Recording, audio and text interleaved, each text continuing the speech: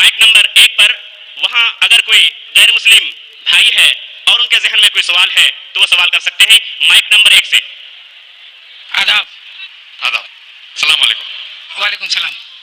मेरा नाम विजय कुमार गुत्रा, मैं किशनगंज का निवासी हूँ एंड यहाँ पर एक मेरी रेजिंग की इंडस्ट्री है। By profession I am an entrepreneur. माशाल्लाह। ऐसा है, आपके विषय में मैंने आपकी तकरीरें काफ़ी टीवी पर भी देखी है, पीस टीवी पर कलकत्ते में, और हमने ऐसा पाया कि आप इस्लाम के अलावा हिंदू शास्त्रों में भी आपकी बहुत बड़ी आस्था और बहुत बड़ी रुचि रखते हैं। मेरे में ये जानने की उत्सुकता है कि आपकी ये उत्सुकता हिंदू शास्त्र के प्रति कब आई और क्यों आई, इसके विषय में मुझे आपसे थोड़ा जवाब। भाई साहब का सवाल है कि उन्होंने मुझे टीवी पे कलकत्ता में कई बार देखा है और ये जाना है कि इस्लाम के अलावा मैं दिगर मज़हब के बारे में बात करता हूँ और हिंदू धार्मिक किताबों के बारे में भी मैं इल्म रखता हूँ। तो पूछना चाहते हैं ये ख्वाहिश कब आई और कैसे आई। मैं जब मेरा मेडिकल कॉलेज में था तो मैं मुतासिर हुआ एक शख्स जिनका नाम था शेख अहमद दीदार। वो साउथ अफ्रीका के थे और वो इस्लाम और ईसाई मजहब पे महारत रखते थे। जब उनकी तकरीर सुना तो मैं उनसे मुतासिर हुआ और मैंने कुरान और बाइबल का अल्हम्दुलिल्लाह इल्म हासिल किया। तो सबसे पहले मैंने इल्म हासिल किया बाइबल के बारे में, इस्लाम और ईसाईयत के बारे में। और जब मैं उनसे मिला उन्होंने कहा कि इस्लाम और ईसाईयत पे कई लोग तकरीर कर चुके और कई किताबें लिख चुके, लेकिन हिंदू मजहब और इस्लाम के बारे में वो चंद किताबें हैं। उन्होंने दरखास्त की कि बेटा ईसाईयत के अलावा दिगर मज़ाहिब के बारे में मुताला कीजिए और उनको भी पैगाम पहुंचाइए। और जब कुरान मजीद की मैंने आयत पढ़ी, कुरान मजीद में अल्लाह ताला ईश्वर कहते हैं सूरह अल इमरान में सूरह नंबर 3 आयत नंबर 64 में, ताअलू इला कलिमतिन सवाइन बैना बैनकुम, आओ हम उस बात की तरफ जो आप और हम में यकसा है। सबसे पहली बात क्या है? अल्लाह नाबुदा इल्लल्लाह, कि हम सिर्फ एक ईश्वर की इबादत करें। वला नुश्रिका बिही शैय्यन, कि हम आपस में किसी को शरीक ना करें। वला यत्तखिज़ बादुना बादन अरबाबन मिन दुनिल्लाह, कि हम आपस में किसी को रब ना कहे। फइन तवल्लो, अगर वो ना माने, फकुलू शहदू बिअन्ना मुस्लिमून, आप शहादत दो क्या मुस्लिम है। तो जब मैंने कुरान मजीद की आयत पढ़ी जिसमें लिखा है कि जब भी आप गैरों से बात करते हैं तो उस बात की तरफ आओ जो उनमें और हम में यकसा है। और मजहबी किताब में यकसानियत भी है, डिफरेंसेस भी है। तो मैं कहता हूं कि कम से कम यकसानियत के ऊपर तो हम अमल करें, जो डिफरेंसेस है वो कल डिस्कस करेंगे। डिफरेंसेस तो है, मैं ये नहीं कहता डिफरेंसेस नहीं है, लेकिन जो यकसानियत है, जो आपकी किताब धार्मिक किताब और हमारी किताब में यकसा है, तो कम से कम उसके ऊपर तो अमल करें। तो ये सोच लेके शेख दीदार से मुतासिर होके और कुरान मजीद की आयत सूरा नंबर 3 आयत नंबर 64 जब मैं मेडिकल कॉलेज में था मैंने शुरू किया ये मेरा मिशन।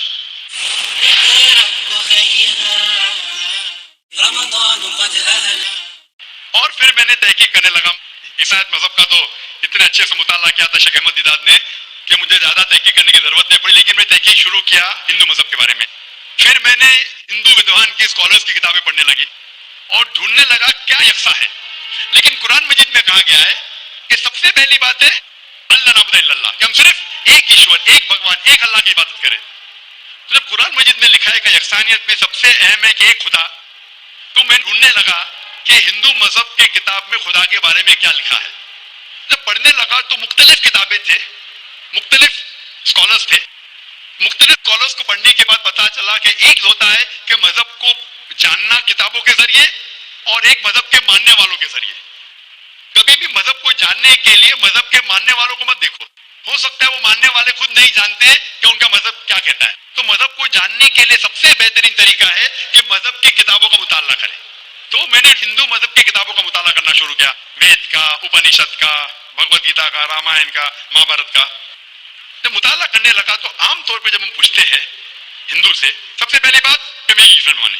आम हिंदू से पूछते हैं कि कितने भगवान में आप मानते हैं, तो कुछ हिंदू कहेंगे 3, कुछ कहेंगे 100, कुछ कहेंगे 1000, कुछ कहेंगे 33 करोड़।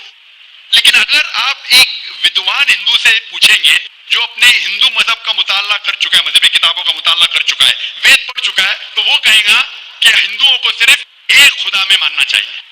लेकिन आम हिंदू मानता है फिलॉसफी जिसे कहते हैं पैंथीइज्म। आम हिंदू कहता है कि सब कुछ खुदा है, पेड़ खुदा है, चांद खुदा है, सूरज खुदा है, इंसान खुदा है, सांप खुदा है। हम मुसलमान कहते हैं सब कुछ खुदा का है, पेड़ खुदा का है, चांद खुदा का है, सूरज खुदा का है, इंसान खुदा का है, सांप खुदा का है।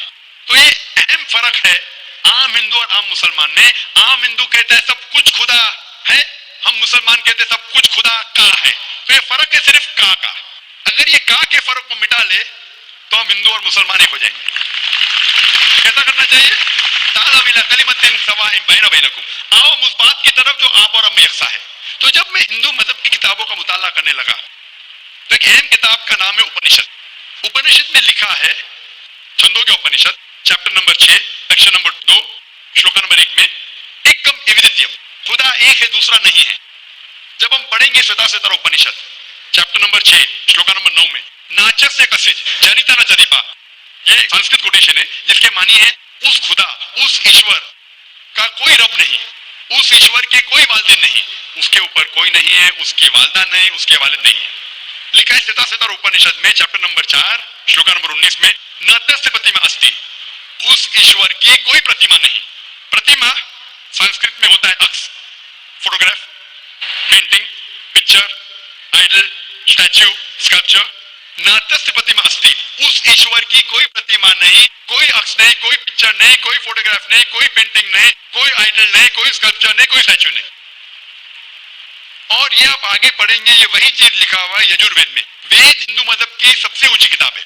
यजुर्वेद में लिखा है चैप्टर नंबर 32 श्लोक नंबर 3 में, न तस्य प्रतिमा अस्ति, उस ईश्वर की कोई प्रतिमा नहीं, कोई अक्स नहीं, कोई फोटोग्राफ नहीं, कोई पेंटिंग नहीं, कोई पिक्चर नहीं, कोई स्टैच्यू नहीं, कोई आइडल नहीं, कोई स्कल्पचर नहीं।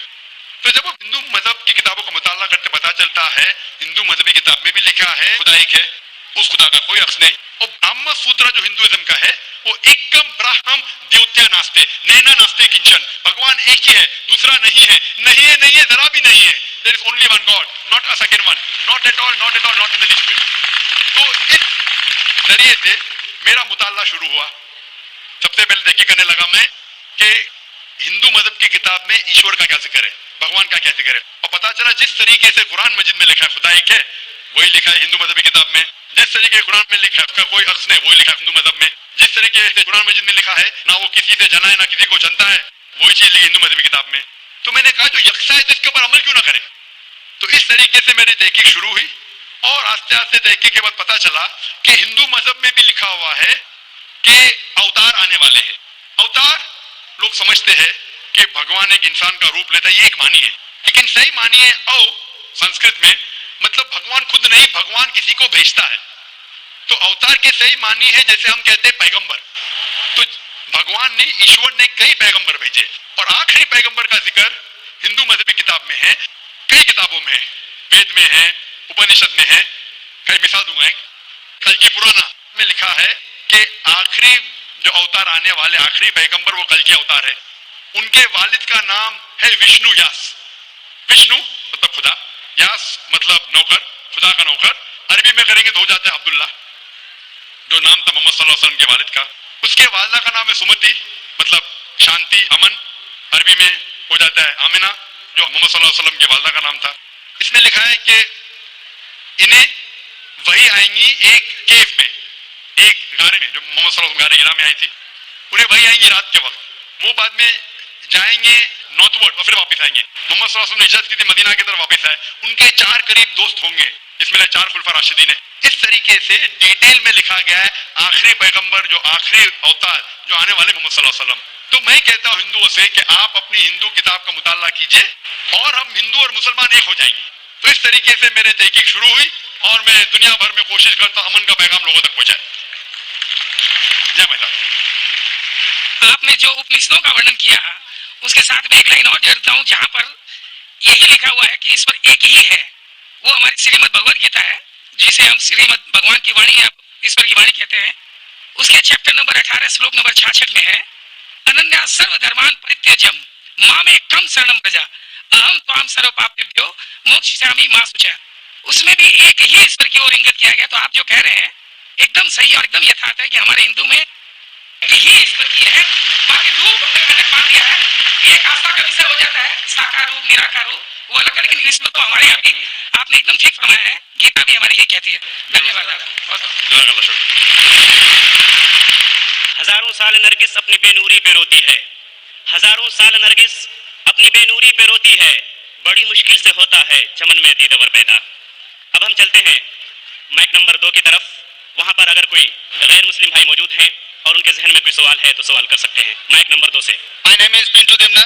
I am from Malda and I am a student of AMA. So I just want to know what is the difference between Kaaba and Kashi? Will you explain me as your kind? भाई साहब ने सवाल किया है कि काबा और काशी में फर्क क्या है। काबा और काशी में फर्क क्या है।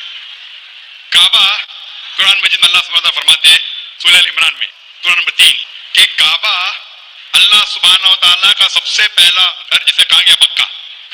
और अल्लाह ताला फरमाते हैं सूरह बकरा में सूरह नंबर 2 आयत नंबर 144 में कि आप जिधर भी हो काबा की तरफ मुंह करो, मस्जिद हरम की तरफ मुंह करो और आप नमाज पढ़ो। तो काबा हमारे मुसलमान के लिए किबला है, एक दिशा है जिसकी तरफ हम देख के अल्लाह सुब्हानहू व तआला की इबादत करते हैं। और इसका जिक्र कुरान मजीद में है। काबा हमारे लिए किबला है। कोई भी मुसलमान काबा को नहीं पूछता है, लेकिन काबा किबला है, दिशा है यकसानियत के लिए। हम काबा की तरफ मुंह करके अल्लाह सुब्हानहू व तआला की इबादत करते हैं। काशी एक तीर्थ की जगह है जो हिंदू मजहब की किताब में है, लेकिन जब आप कुरान मजीद पढ़ेंगे या अल्लाह के रसूल की हदीस पढ़ेंगे, काशी का जिक्र किधर भी कुरान मजीद में नहीं है, ना ही कोई अल्लाह के रसूल की हदीस में है।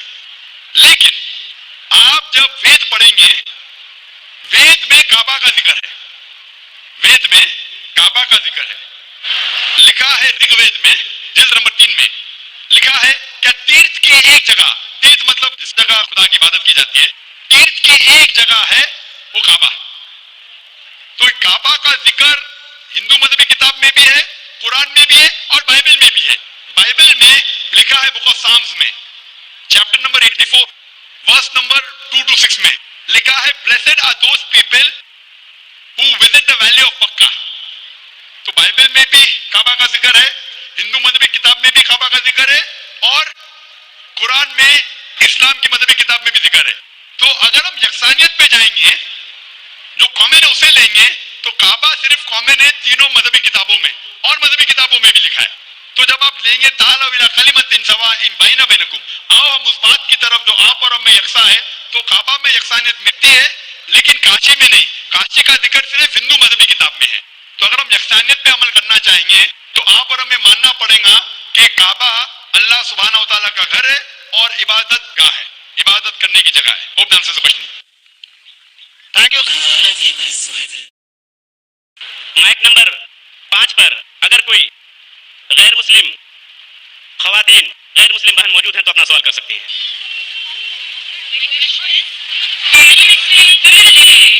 The points mentioned in the Bible prove that Jesus, peace be upon him, was not crucified, especially referring to Jonah.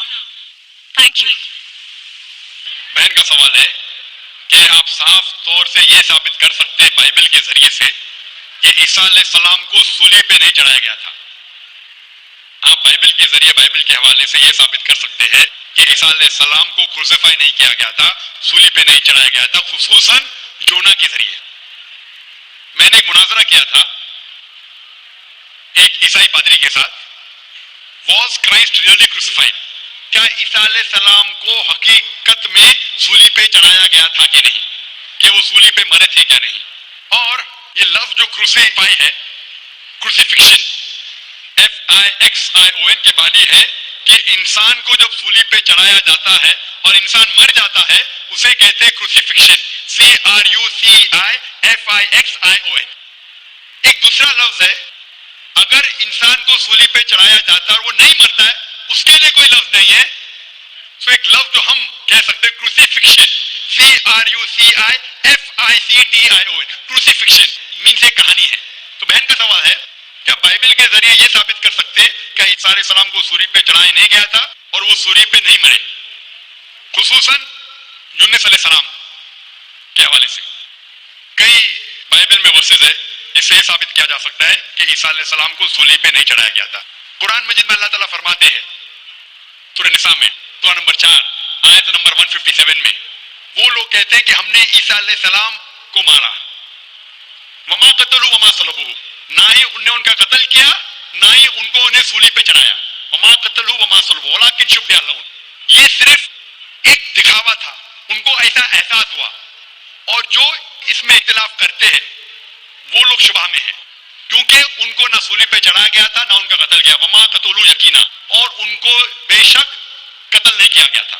तो कुरान मजीद में साफ तौर पे कहा गया है कि ईसा अलैहिस्सलाम को ना कत्ल किया गया ना सूली पे चढ़ाया गया था, ये सिर्फ उनको लगा। और जो कोई इसमें इख्तिलाफ करता है वो शुबहा में है, वलाकिन शुब्बिहा लहुम, क्योंकि ईसा अलैहिस्सलाम को ना सूली पे चढ़ाया गया ना कत्ल किया गया। अभी ये कुरान मजीद में क्योंकि लिखा है तो मुसलमान मानते हैं। हम बाइबल से कैसे साबित कर सकते हैं कि ईसा अलैहिस्सलाम को सूली पे नहीं चढ़ाया गया? लिखा है गॉस्पेल ऑफ मैथ्यू में चैप्टर नंबर 12 वर्स नंबर 38 में कि जब लोग आते हैं और ईसा अलैहिस्सलाम से कहते हैं कि आप हमें एक मौजज़ा दिखाओ, हमें निशानी दिखाओ ताकि हम माने कि आप अल्लाह के पैगंबर हैं, तो ईसा अलैहिस्सलाम कहते हैं, O evil and adulterous generation, you seek after a sign, no sign shall be given to you except the sign of Jonah. ईसा अलैहिस्सलाम कहते हैं, उन्हें गाली देते हैं और कहते हैं कि आपको कोई निशानी दी नहीं जाएंगी, कोई मौजूदा दिए नहीं जाएगा, सिर्फ साइन ऑफ जोना, यूनुस अलैहिस्सलाम की निशानी। No sign shall be given to you except the sign of Jonah. For as Jonah was 3 days and 3 nights in the belly of the fish, Son of Man be 3 days and 3 nights in the heart of the earth. ये है हवाला gospel of Matthew का chapter number 12 verse number 38 से लेके 42 तक। ईसा अलैहिस्सलाम कहते हैं कि तुम्हें कोई निशानी नहीं दी जाएगी, सिर्फ निशानी यूनुस अलैहिस्सलाम की। जिस तरीके से यूनुस अलैहिस्सलाम 3 दिन और 3 रात मछली के पेट में थे, उसी तरीके से मैं धरती के पेट में 3 दिन और 3 रात रहूंगा। अभी हमें जानने के लिए कि साइन ऑफ जोना क्या है, यूनुस अलैहिस्सलाम की निशानी क्या है, हमें जानना पड़ेगा द बुक ऑफ जोना। एक बाइबल में किताब है जिसका नाम है जोना यूनुस अलैहिस्सलाम। ये किताब सिर्फ 2 पेज की है, ये बहुत छोटी किताब है बाइबल में। इस किताब की शुरुआत में लिखा है कि अल्लाह सुब्हानहू व तआला ने अपने पैगंबर यूनुस अलैहिस्सलाम को कहा था कि अपना पैगाम पहुंचाओ, आप जाके पैगाम पहुंचाओ निनेवा के लोग की तरफ। यूनुस अलैहिस्सलाम बाइबल के मुताबिक कहते हैं वो डरते हैं कि ये लोग क्या पैगाम समझ पाएंगे, इसीलिए निनेवा जाने के बदले वो एक कश्ती में सवार होते जोपा की तरफ। और उस वक्त एक सुपरस्टिशन था, सुपरस्टिशन मतलब अंधविश्वास था कि अगर कोई अपने मालिक का कहना नहीं मानता और मालिक की नाफरमानी करता है तो एक स्टॉर्म आ जाता है, सी में दरिया में एक स्टॉर्म आता है। तो स्टॉर्म आने की वजह से लोग कहते हैं कि हम में से किसी एक ने अपने मालिक की बात नहीं मानी। ये सब लिखा है बाइबल में बुक ऑफ जोना में। यूनुस अलैहिस्सलाम क्योंकि अल्लाह सुब्हानहू व तआला के पैगंबर थे, बाइबल में लिखा है कि उन्होंने बात मान ली और कहा कि मैं अपने मालिक का कहना नहीं मान रहा हूं और निनेवा के बदले जोपा जा रहा हूं, तो मेरी वजह से ये स्टॉर्म आया। स्टॉर्म को क्या कहेंगे दरिया में? स्टॉर्म, तूफान। तूफान, ये तूफान दरिया में क्यों आ रहा है? ये तूफान यूनुस अलैहिस्सलाम कहते हैं कि मेरी वजह से आ रहा है, क्योंकि मैं मेरे मालिक की बात नहीं मान रहा हूं। और उस वक्त ये अंधविश्वास था, सुपरस्टिशन था कि जो मालिक की बात नहीं मानेगा उसको दरिया में फेंकेंगे तो तूफान खत्म हो जाएगा। तो यूनुस अलैहिस्सलाम कहते कि मेरी गलती है, मुझे फेंको। तो क्या करते लोग यूनुस अलैहिस्सलाम को पकड़ के दरिया में फेंकते हैं। तो मुझे ये पूछना है कि यूनुस अलैहिस्सलाम को जब दरिया में फेंकते हैं, बाइबल में लिखा है, तो यूनुस अलैहिस्सलाम जिंदा थे या मुर्दा थे? Sister, when Jonah was thrown into the water, I want to ask you the question, was Jonah dead or alive? He was alive. He was alive, जिंदा थे। माशाल्लाह सही फरमा रही है। तूफान इतना जोर का आ रहा था, तूफान में अगर एक जिंदा इंसान को डालते हैं, वो तूफान में दरिया में इंसान मरना चाहिए, लेकिन यूनुस अलैहिस्सलाम मरे या जिंदा थे? He ought to die in the storm. Was he dead or was he alive? He was still alive. माशाल्लाह सही जवाब है कि तूफान में मरना चाहिए, लेकिन क्योंकि वो अल्लाह के पैगंबर थे, जिंदा थे। उस वक्त एक मछली आती है और मछली उनको निगल लेती है। A fish comes and gobbles them up. मछली की पेट में यूनुस अलैहिस्सलाम जिंदा थे या मुर्दा थे? In the belly of the fish was Jonah dead or alive? He was alive. He was alive. वो जिंदा थे। मछली के पेट में 3 दिन मछली यूनुस अलैहिस्सलाम को पेट में लेके बाइबल के मुताबिक वो घूमती है, सारे समुद्र घूमती है 3 दिन तक। मछली की पेट में सफोकेशन, ना बराबर से इंसान सांस ले सकता है ना जी सकता है। इंसान को मरना चाहिए या जीना चाहिए? मरना चाहिए। लेकिन यूनुस अलैहिस्सलाम जिंदा थे या मर गए? जोना 2 He was there in the belly of the fish. For 3 days the fish took him in the water. He ought to die. Was Jonah yet dead or alive? He was still alive. He was still alive. माशाल्लाह अभी तक जिंदा थे. बहन सही जवाब दे रही है. 3 दिन के बाद वो मछली यूनुस अलैहिस्सलाम को उल्टी कर देती है. मतलब पेट में से बाहर निकलते यूनुस अलैहिस्सलाम और वो समुद्र के किनारे पे आते हैं. जिंदा या मुर्दा? The fish vomits out Jonah, peace be upon him, and throws him onto the shore. When Yunus alayhi when Prophet Jonah was thrown on the shore, was he dead or alive? He was alive but unconscious. Alive but unconscious. After some time, did he gain consciousness or not?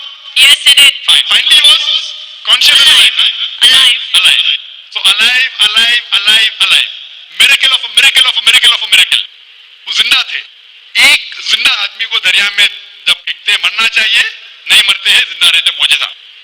तूफान में मरना चाहिए, नहीं मरते, जिंदा रहते, मौजज़ा. मछली आके निगल लेती है, मरना चाहिए, जिंदा रहते, मौजज़ा.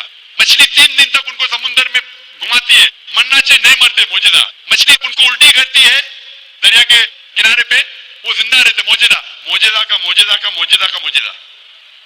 अभी यहाँ ईसा अलैहिस्सलाम कहते हैं कि जिस तरीके से यूनुस अलैहिस्सलाम मछली के पेट में 3 दिन 3 रात तक रहे, उस तरीके से ईसा अलैहिस्सलाम धरती के पेट में 3 दिन और 3 रात तक रहेंगे. Now sister, I want to ask you, according to you, when Jesus Christ peace be upon him was in the sepulcher, was he dead or alive?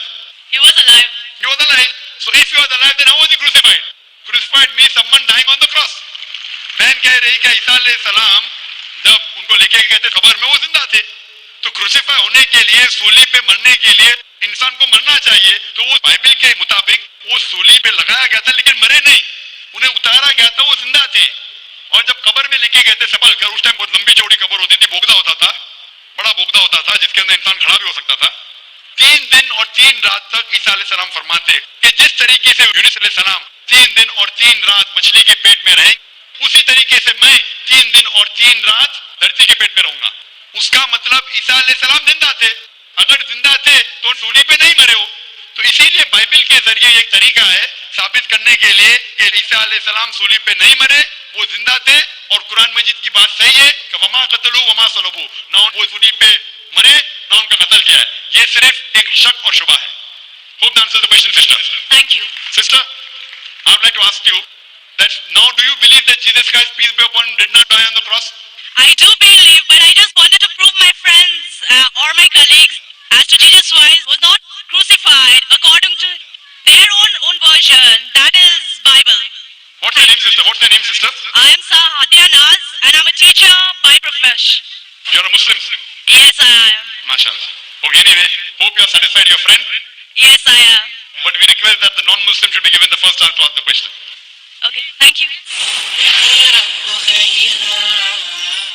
Mic number 1 से गैर मुस्लिम भाई है तो वो अपना सवाल कर सकते हैं. जय जिनेन आदाब. मेरा नाम अरुण कुमार जैन है. मुर्शिदाबाद औरंगाबाद से आए हैं. मेरा क्वेश्चन है, जो नया मस्जिद बन रहा है और कब्रिस्तान है और ईदगाह है, उसमें मेरा मन हुआ है कि हम इसमें जमीन या पैसा रुपया दें. मेरा मन चाहता है, लेकिन उन लोग बोलते हैं कि हम लोग गैर मुसलमान से कोई चीज नहीं लेते हैं. क्यों? इस्लाम में लिखा हुआ है आदमी आदमी को प्यार करो.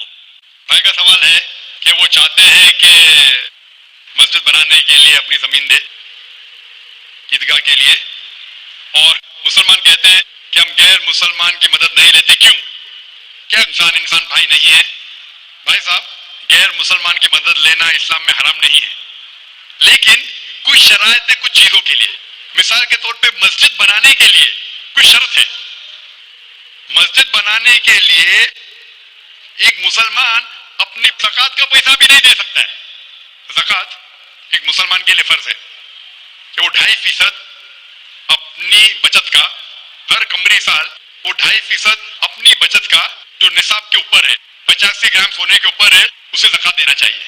और ज़कात की कई शराइत है कि फुकारा को देना चाहिए, गरीब को देना चाहिए, मसाकिन को, मौला फुदुल कुलूब, नारेमून जो कर्जदार है वगैरह वगैरह, इब्ने सबील. लेकिन इसके अंदर ये मुसलमान अपनी ज़कात का पैसा मस्जिद के लिए नहीं दे सकता है, क्योंकि मस्जिद एक मुसलमान का फर्ज है कि वो अपने पैसे से बनाए, और ज़कात का पैसा भी इसमें इस्तेमाल नहीं हो सकता है, अपने बाकी पैसे से बनाए. ज़कात का पैसा की कैटेगरी लिखी गई है सूरह तौबा में सूरा नंबर 9 आयत नंबर 60 में कि ये 8 कैटेगरी को आप ज़कात का पैसा दे सकते हैं, मस्जिद बनाने के लिए नहीं, क्योंकि मस्जिद एक फर्द मुसलमान खुद अपने पैसे से, ना कि ज़कात से, अपने बाकी पैसे से जो सदका हो या बाकी पैसे से, ना कि जो गरीबों के लिए जो पैसा महफूज है, जो 8 कैटेगरी है उसके लिए महफूज है, वो पैसे में से आप मस्जिद बनाने के लिए दे सकते हैं। ये एक शर्त है। उसी तरीके से शर्त है कुरान मजीद की कि मस्जिद की देखभाल सिर्फ वो लोग करना चाहिए जो इस पे ईमान लाते हैं, जो इस बात में मानते हैं, जो ईमान लाते हैं और जो मानते हैं और अपने पैसे से। तो अगर कोई गैर मुसलमान अगर इस पे ईमान नहीं लाता है तो मस्जिद के लिए इस्तेमाल नहीं किया जा सकता है। मिसाल के तौर पे मैं कहूंगा कि यहाँ कई जगह है अपने हिंदुस्तान में जिसे कहा जाता है कैंटोनमेंट एरिया। तो कैंटोनमेंट एरिया मतलब वो एरिया जहां सिर्फ मिलिट्री लोग जा सकते हैं। आम हिंदुस्तानी, मैं हिंदुस्तान का नागरिक हूं, मैं ये नहीं कह सकता कि मैं हिंदुस्तान का नागरिक हूं इसीलिए मुझे कैंटोनमेंट एरिया में जाने दो। वो रूल है। कैंटोनमेंट एरिया में जाने के लिए फर्ज है क्या वो लोग जो अपनी पूरी जिंदगी देते हैं देश की हिफाजत करने के लिए, वो लोग को इजाजत है। आम आदमी कैंटोनमेंट एरिया में नहीं जा सकता है, ये उसूल है देश का। उसी तरीके से जो लोग ईमान लाते हैं मजहब पे और ज़कात के अलावा अपनी बाकी आमदनी के पैसे से मस्जिद बना सकते हैं। तो इसीलिए क्योंकि आप ईमान नहीं लेके आए तो मस्जिद बनाने के लिए आपके पैसे का इस्तेमाल नहीं हो सकता है। लेकिन बाकी खैरात की अलग बात है। अगर आप किसी को पैसा देते हैं, किसी को तालीम के लिए मुसलमान को, तो हराम नहीं कि मुसलमान गैर मुसलमान का पैसा नहीं ले सकता है। सिर्फ मस्जिद के लिए शर्त है। तो कुछ चीजों के लिए शराइत है, बाकी चीजों के लिए नहीं। मिसाल के तौर पर आप कहना चाहते हैं कि मैं मेरे पैसों से कोई मुसलमान को पाना चाहता हूँ, तो कोई मुसलमान आपके पैसे से तालीम हासिल करना उसके लिए हराम नहीं है, सिर्फ मस्जिद के लिए। अगर आप चाहते हैं कि आपका पैसा मस्जिद में इस्तेमाल हो तो पहले आपको मुसलमान बनना पड़ेगा, आपको ईमान लाना पड़ेगा, फिर ही आप, क्योंकि आप अगर जिस चीज में ईमान नहीं लेके आते, आप अगर ईमान नहीं लेके आते कि हमको एक ईश्वर को मानना चाहिए, हमको सलाह पढ़ना चाहिए, तो उसी तरीके से अगर आपको ईमान आ जाएगा कि ये मस्जिद सही इबादत की जगह है और मैं इस पे यकीन करता हूं, फिर आपका पैसा ले सकते हैं, वरना नहीं। Hope that answers the question. आपका दूसरा सवाल है कि हम लोग जो गाय का दूध पीते हैं वो वेज है कि या नॉन वेज है? भाई का सवाल है कि हम गाय का दूध जो पीते हैं वो वेज है कि नॉन वेज है? साइंटिफिकली गाय वेज है कि नॉन वेज है? भाई साहब हम लोग जानते हैं नॉन वेज है। गाय नॉन वेज है ना? हाँ। तो उसका दूध वेज होगा या नॉन वेज होगा? Non veg. लेकिन हम लोग का धर्म में वो देवी है। हाँ, अभी उसके ऊपर बाकी सवाल आ गया ना।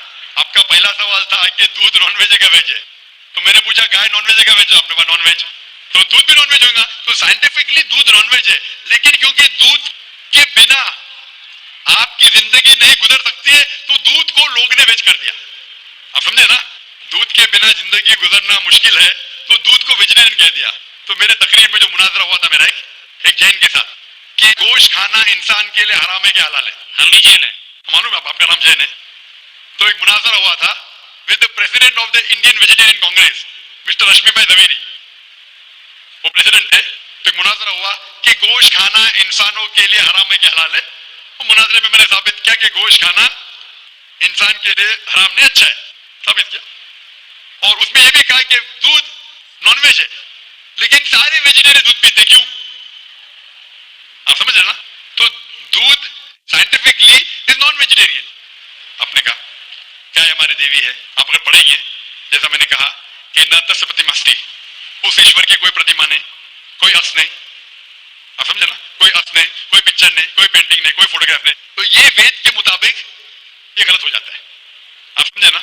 लेकिन फिर भी मैं जानता हूं कि कई किताबों में, क्योंकि हिंदू किताबें दो किस्म की है, श्रुति और स्मृति। श्रुति वो किताब जो भगवान की तरफ से आए, वेद और उपनिषद। स्मृति वो किताब जो इंसानों ने लिखी है। एक श्रुति होती जो ईश्वर की तरफ से है और एक होती स्मृति जो इंसानों ने लिखी है। तो मैं जानता हूं कि कई हिंदू मजहबी किताबों में, खुसूसन स्मृति में, ऐसी चीजें लिखी है जो श्रुति के खिलाफ है। ये आप देखेंगे, गाय आपकी देवी है, वो आप वेद में नहीं पाएंगे, आप नीचे वाली किताब में पाएंगे। तो जब भी कोई ऊंची या नीचे किताब में टकराव हो तो हमें मानना चाहिए ऊंची किताब। कुरान इस्लाम की सबसे ऊंची किताब है। कुरान से कोई भी किताब टकराई तो हमें कुरान में मानना चाहिए, उस किताब में नहीं। आप समझे ना? तो इसी तरीके से अगर आप वेद में पढ़ेंगे, वेद में लिखा है कि खुदा का कोई अक्स नहीं, तो अगर वो मानेंगे तो हमें मानना पड़ेगा कि खुदा का कोई रूप नहीं। तो ये कहना कि गाय देवी है, ये कई पंडित कहते हैं कि हम जानते हैं कि खुदा एक है, हम जानते हैं ईश्वर एक है, लेकिन हमें कंसंट्रेशन के लिए हमें बहुत बार मूर्ति का सहारा लेना पड़ता है। पंडितों से मैं बात करता हूँ कि आपके किताबों में साफ लिखा है कि भगवान एक है, ना उसका कोई अक्स है, ना कोई मूर्ति है, ना कोई पेंटिंग है, ना कोई पिक्चर है। तो वो कहते हैं हम मानते हैं ये बात पे, लेकिन क्या कॉन्सेंट्रेट करने के लिए पहले शुरुआत में हमें अक्स की जरूरत होती है, एक मूर्ति की। जब हम हायर कॉन्शियसनेस पे पहुंच जाते हैं उस वक्त हमें जरूरत नहीं पड़ती। तो मैं उनसे कहता हूँ मुसलमान हायर कॉन्शियसनेस पे पहुंच गए, हमें कोई अक्स की जरूरत नहीं, हम ईश्वर को डायरेक्ट मानते हैं, डायरेक्ट इबादत करते हैं। तो इसी तरीके से कभी भी टकराव होता है मजहबी किताबों के अंदर तो ऊंची किताब को मानना चाहिए नीचे किताब के बनिस्बत। तो ऊंची किताब में लिखा है कि ईश्वर का कोई अक्स नहीं है, आप समझे ना। फिर भी आप देखेंगे लोग अपनी मजहबी किताब को नहीं मानते। तो मेरा ये कहना है लोगों से, चाहे मुसलमान हो, जैसा मैंने कहा कि कुरान को समझ के पढ़ो, मैं कहता हूं हिंदुओं से कि आप भी वेद को समझ के पढ़ो। मैं कहता हूं इंडियन गवर्नमेंट से कि संस्कृत कम से कम हिंदुओं के लिए फर्ज करो, तो हिंदू कम से कम संस्कृत पढ़ सकेंगे, अपने मजहब के करीब आएंगे और हिंदू मुस्लिम भी करीब हो जाएंगे। क्योंकि संस्कृत पढ़ेंगे तो आपको पता चलेगा कि आपके किताब में क्या लिखा है। तो कोई भी पंडित आपको घुमाएगा नहीं, फिर पंडित घुमाएगा तो बोलेंगे तो हवाला तो कोई है, आप समझे ना। बहुत से हिंदू मेरे लोग सुनते हैं मुझे, अपने पंडित से पूछते गए मुसलमान है जो ऐसा करता है, तो अरे अरे वो मुसलमान को सुनो मत।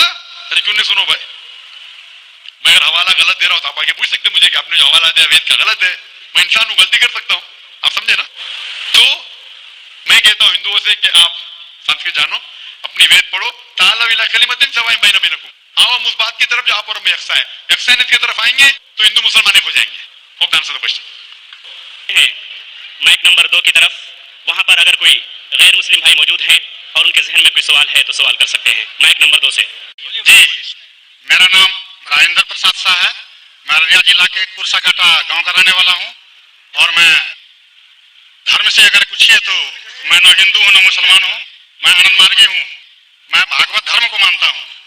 इसलिए आजान मेरे मन में एक शंका है, जहां गीता कहती है धर्मस्य स्थापना था संभवामी जुगे जुगे, और मुसलमानों से सुनता हूं तो मोहम्मद इज द लास्ट पैगंबर। मेरा शक है कि परमात्मा अल्लाह की सृष्टि इनफिनाइट वेब्स में चल रहे हैं, तो इनफिनाइट समस्याएं आगे आएंगी, तो व्हाई मोहम्मद द लास्ट पैगंबर। अगर ये सही है तो गीता का या कृष्ण का यह घोषणा संभवामी जुगे जुगे क्या गलत है? भाई साहब ने अच्छा सवाल पूछा है। उन्होंने हवाले था भगवत गीता का, जिसमें कृष्ण कहते हैं, उन्होंने कहा संस्कृत में तर्जुमा नहीं किया, श्री कृष्ण कहते हैं कि जब भी इस धरती पे जुल्म होगा तो उस वक्त भगवान एक पैगंबर को भेजेंगे, और हर दौर में एक पैगंबर आएगा, संभवान युग योगे हर युग में आएगा। तो भाई का सवाल है क्या कृष्ण गलत है? आप मुसलमान क्यों कहते हैं कि मोहम्मद सल्लल्लाहु अलैहि वसल्लम आखिरी पैगंबर है?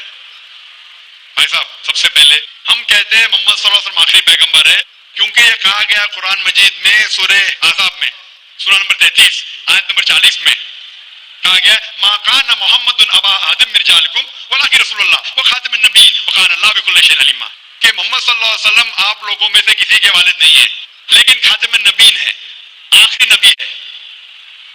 क्योंकि कुरान मजीद में कहा गया है कि मोहम्मद सल्लल्लाहु अलैहि वसल्लम आखिरी नबी है, हम इस पर यकीन रखते हैं।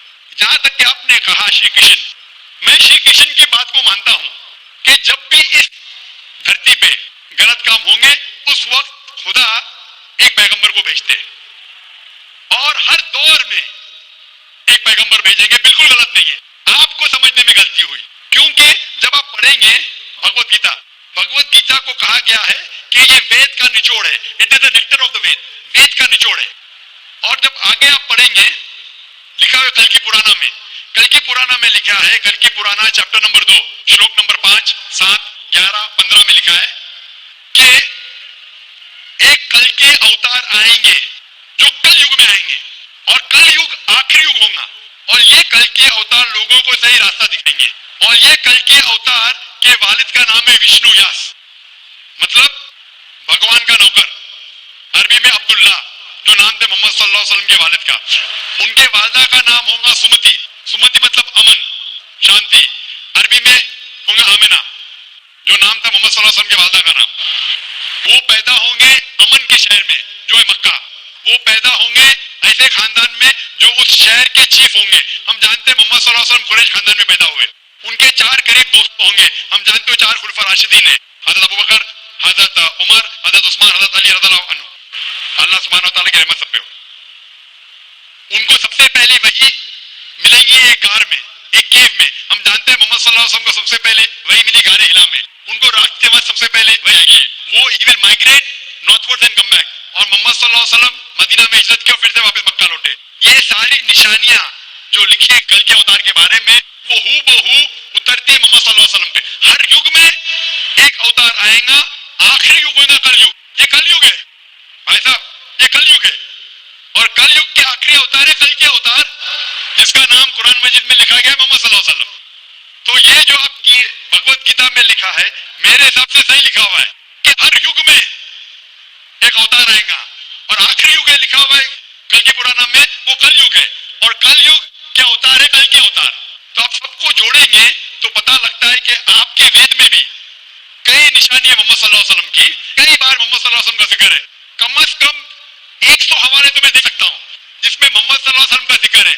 अगर आप पढ़ेंगे भविष्य पुराना पर्व 3 खंड 3 अध्याय 3 श्लोका 5 से 8, उसमें कहा गया है कि मोहम्मद सल्लल्लाहु अलैहि वसल्लम आएंगे और वो एक फॉरेनर रहेंगे और वो डेजर्ट से आएंगे। लिखा है भविष्य पुराना में पर्व 3 खंड 3 अध्याय 3 श्लोका 10 से 27 में मोहम्मद सल्लल्लाहु अलैहि वसल्लम का जिक्र है। अगर आप पढ़ेंगे कुंटब सुक्तास अथर्ववेद किताब नंबर 20 चैप्टर नंबर 127 श्लोक नंबर 1 से 14, उसमें मोहम्मद सल्लल्लाहु अलैहि वसल्लम का जिक्र है। मोहम्मद सल्लल्लाहु अलैहि वसल्लम का जिक्र कई जगह वेद के अंदर है, कई जगह पुराना में है। तो अगर आप भगवत गीता को लेते हैं, पुराना को लेते हैं, कल की पुराना को लेते हैं और एक मानते हैं, तो सारे ये श्लोका कह रहे हैं कि आखिरी पैगंबर आने वाले मोहम्मद सल्लल्लाहु अलैहि वसल्लम है और हमें मोहम्मद सल्लल्लाहु अलैहि वसल्लम मानना चाहिए। भाई साहब जी, भगवत गीता मानते हैं आप? देखिए मैं मानता किसी को नहीं हूँ। मैं तर्क के बौद्धिक स्तर पर जो मेरा लॉजिक एक्सेप्ट करता है उसी को मैं मानता हूँ। लेकिन आपने भगवत गीता का हवाला दिए क्या? नहीं, मानने का मतलब वो आंख बंद के मानना। मैं आंख खोल कर मानता हूँ। तो आंख खोल के आप मानते क्या नहीं भगवत गीता को? बिल्कुल मानता हूँ। जो तो मानने भगवत गीता में लिखा है जो आने वाले आखिरी अवतार, जो पुराना कल की पुराना में लिखा हुआ है कल के अवतार, उसमें मानते हैं आप? देखिए पुराण की बात नहीं कर सकूंगा क्योंकि कुरान की बात नहीं, पुराना कल की पुराना पुराण भी मैं कर रहा हूँ। पुराण के बारे में पुराणकार का जो कहना है कि अष्टादश व्यास से बचनम दुए पापाय पर पीड़नम पुण्याय पर हितनम। इसी तरह का है कि 18 पुराण का उद्देश्य है कि दूसरे को कष्ट देना पाप है और दूसरे का भलाई करना पुण्य है। मैंने कब बोला कि दूसरे को कष्ट दो और दूसरे की भलाई मत करो? मैं कह रहा हूँ इस आधार पर मैं कुरान में लिखे लगा दूसरे को कष्ट दो, कुरान में भी लिखे दूसरे को कष्ट मत दो, कुरान में भी लिखे दूसरे की मदद करो। तो इसके ऊपर बहस नहीं हो रही है, बहस हो रही है कल की पुराना पे, कल के अवतार पे। आप आखिरी पैगंबर में मानते हैं कि नहीं, ये मैं पूछ रहा हूँ। मुझे कल की पुराण का अध्ययन नहीं है। कल की पुराण का अध्ययन नहीं है डॉक्टर साहब, मुझे कल की पुराण का अध्ययन नहीं है। तो आप अगर बुद्धि के ऊपर आप मानते हैं तो मेरी ये आपसे इल्तिजा रहेंगी कि कल के पुराना पढ़ो और ये जांच पड़ताल करो कि कल के अवतार कौन है और कल के अवतार की तहकीक करो। आप इंशाअल्लाह मोहम्मद सल्लल्लाहु अलैहि वसल्लम में मानेंगे। तो मेरी आपसे इल्तिजा है कि आप इस पे तहकीक करो कि आखिरी अवतार कौन है और इंशाअल्लाह आपको हिदायत देंगे अल्लाह ताला। डॉक्टर साहब एक रिक्वेस्ट है आपसे, मेरे एक भाई को दूसरा सवाल पूछने के लिए दिया, एक छोटा सा सवाल पूछ सकता हूँ? एक छोटा वेरी मुसलमान लोगों को जब कोई हिंदू मिलता है तो बोलते हैं उसका आदाब है, लेकिन किसी मुसलमान को बोलते हैं अस्सलाम वालेकुम। मुझे लगता है कि एक मुसलमान हिंदू और मुसलमान के बीच भेदभाव करता है। कृपया आप स्पष्ट कीजिए इसको। भाई साहब का सवाल है कि अगर कोई मुसलमान हिंदू से मिलता है तो आदाब अर्ज करता है, अगर कोई मुसलमान से मिलता है तो अस्सलाम को कहता है, तो हिंदू मुसलमान में भेदभाव क्यों? भाई साहब हिंदू मुसलमान में भेदभाव तो रहेगा, मैं आपके सवाल का जवाब दूंगा, क्योंकि हिंदू और मुस्लिम है, लेकिन एक दूसरे का साथ देना चाहिए और एक दूसरे को समझना चाहिए। पहले भाई साहब जिसने सवाल किया था उन्होंने मुझे आदाब कहा तो मैंने उनसे कहा सलाम अलैकुम, कहा कि नहीं? जी कहा ना। हिंदू ने मुझसे कहा कि आदाब कहा कि नहीं? मैंने उनसे सलाम कहा कि नहीं? जी मैं गौर किया था। गौर किया, माशाअल्लाह। लेकिन तो गौर किया तो कहा क्यों नहीं? आपने ऐसा नहीं कहा, वो हिंदू ने मुझे आदाब कहा। डॉक्टर साहब जी हाँ, you are not only one Musliman, I see lakhs of Musliman, but this quality find only in you. Only in me, माशाल्लाह, Only in you. भाई साहब कह रहे हैं कि वो खुद मुसलमान को जानते, सिर्फ मुझ में देखा कि मैंने सलाम कहा। जी। इसकी वजह यह है क्योंकि उलमा में इख्तिलाफ है कि आप गैर मुसलमान को सलाम कर सकते हैं कि नहीं। पहला ये जान ले अस्सलामु अलैकुम की मानी क्या है। अस्सलामु अलैकुम की मानी है कि आप पे सलामती हो। अस्सलामु अलैकुम व रहमतुल्लाहि व बरकातहू, आप पे सलामत रहे, रहमत रहे और बरकत रहे। ना इसमें इख्तिलाफ है मुसलमानों में, मुसलमान उलमा में, कि आप गैर मुसलमान को सलाम कर सकते हैं क्या नहीं, गैर मुसलमान के सलाम का जवाब दे सकते, इसमें इख्तिलाफ है। क्योंकि एक हदीस है जिसमें अल्लाह के रसूल फरमाते हैं, क्योंकि एक हदीस है जिसके अंदर यहूद लोग मुसलमान को कहते हैं अस्सलाम वालेकुम। अस्सलाम वालेकुम का मानी आप पे मौत हो, साम के मानी मौत, अस्सलाम वालेकुम आप पे मौत हो। तो अल्लाह के रसूल ने फरमाया आपको अलैकुम उन पे भी। तो ये हदीस है, सही हदीस है। यहूद लोग कहते थे मुसलमान को छेड़ने के लिए अस्सलाम वालेकुम आप पे मौत हो, तो अल्लाह के रसूल ने फरमाया आपको अलैकुम आप पे भी हो। तो इसकी वजह से इख्तिलाफ, और कई हदीसें हैं, मैं ज्यादा बहस में नहीं जाना चाहूंगा, लेकिन ये कहना चाहूंगा कि कुछ उलमा ये भी कहते हैं कि आप अस्सलाम वालेकुम कह सकते, क्योंकि कुरान मजीद की एक आयत है सूरह निसा में, सूरह नंबर 4 आयत नंबर 86 इसमें कहा है अगर कोई आपको ग्रीट करता है, अगर कोई ग्रीट करता है तो आप और बेहतरीन तरीके से ग्रीट करो। अगर कोई आपको ग्रीट करता है और बेहतरीन तरीके से ग्रीट करो, या कम से कम उतना। तो अगर कोई अस्सलाम वालेकुम कहता है, मुझे कहना चाहिए वालेकुम अस्सलाम व रहमतुल्लाह। अगर कोई कहता है अस्सलाम वालेकुम व रहमतुल्लाह, मुझे कहना चाहिए वालेकुम अस्सलाम व रहमतुल्लाह बरकातहू, या कम से कम उतना, ये जरूरी है। तो इसीलिए अगर कोई मुसलमान मुझसे आदाब करे तो आदाब से बेहतर क्या है अस्सलाम वालेकुम। और अल्लाह के रसूल के लिए कहा गया, मोहम्मद सल्लल्लाहु अलैहि वसल्लम के लिए अल्लाह फरमाते हैं, जो मैंने तकरीर में बयान किया सूरह अंबिया में सूरह नंबर 21 आयत नंबर 107 में, वमा अरसलनाका इल्ला रहमतल आलमीन, कि हमने मोहम्मद सल्लल्लाहु अलैहि वसल्लम को नहीं भेजा लेकिन रहमत बना के सारे इंसानों के लिए, सारे आलम के लिए। तो जब मोहम्मद सल्लल्लाहु अलैहि वसल्लम सारे इंसानों के लिए रहमत बन सकते, तो क्या मैं अस्सलाम वालेकुम व रहमतुल्लाह नहीं कह सकता हूँ? तो इस बुनियाद पे उलमा का इख्तिलाफ है क्या सलाम कह सकते हैं, कह रहे मैं उन उलमा में मानता हूँ जो कहते हैं कि आप गैर मुसलमान को सलाम कह सकते और जवाब भी बेहतरीन दे सकते। इसीलिए जब भाई साहब ने कहा अदब, तो मैंने कहा अस्सलाम वालेकुम, कि मेरे हिसाब से अस्सलाम वालेकुम और बेहतर है, आदाब से बेहतर है अस्सलाम वालेकुम, कि आप पे सलामती हो, रहमत और बरकत हो। तो भाई साहब मेरे नजदीक गैर मुसलमान के लिए सलामती चाहना अच्छी चीज है, और इसीलिए मैं आपके लिए सलामत चाहता हूँ भाई साहब। भाई साहब ये lot of thanks to you sir, मैं सलामत चाहता हूँ, और लेकिन सिर्फ मुंह से नहीं, मैं चाहता हूँ अमल से आप सलामती पाओ। इसीलिए मैं कहता हूँ कि तहकीक करो कल के अवतार के बारे में, आखिरी पैगंबर के बारे में, मोहम्मद सल्लल्लाहु अलैहि वसल्लम के बारे में, तो आपको सलामती इस दुनिया में रहेगा और आखिरत में भी इंशाअल्लाह। अगला सवाल माइक नंबर 3 से, वहां पर अगर कोई गैर मुस्लिम भाई हैं तो वो सवाल कर सकते हैं। हाँ नमस्कार, मेरा सवाल ये है कि मैं दवाई दुकान आया है, और दवाई दुकान के बगल में मैंने दो तबके को आपस में लड़ते हुए देखा, जिसमें कि एक बरेलवी समाज और एक देवबंदी समाज था। तो बरेलवी कहते हैं कि देवबंदी लोग सही नहीं है और बरेलवी सही है, तो इसका बुनियाद क्या है, जड़ क्या है, मुझे उसकी जानकारी चाहिए। सवाल थोड़ा डिफिकल्ट है। भाई साहब ने कोई डिफिकल्ट सवाल कहा है, लेकिन जवाब बहुत आसान है। सवाल डिफिकल्ट है लेकिन जवाब आसान है। जिसके कारण आपका विरोध भी हुआ। मैं विरोध करो क्या नहीं, मैं इंशाल्लाह उसके ऊपर आऊंगा, आपके दूसरे सवाल पे भी आऊंगा। पहले सवाल का जवाब पे फिर दूसरे सवाल पे आऊंगा इंशाल्लाह। भाई साहब का सवाल था कि वो दवा की दुकान में है और देखते हैं कि मुसलमान झगड़ रहे, एक देवबंदी एक बरेलवी है, तो इसमें से सही कौन है? दोनों लोग बोलते हैं क्या मैं सही हूँ और दूसरा गलत है।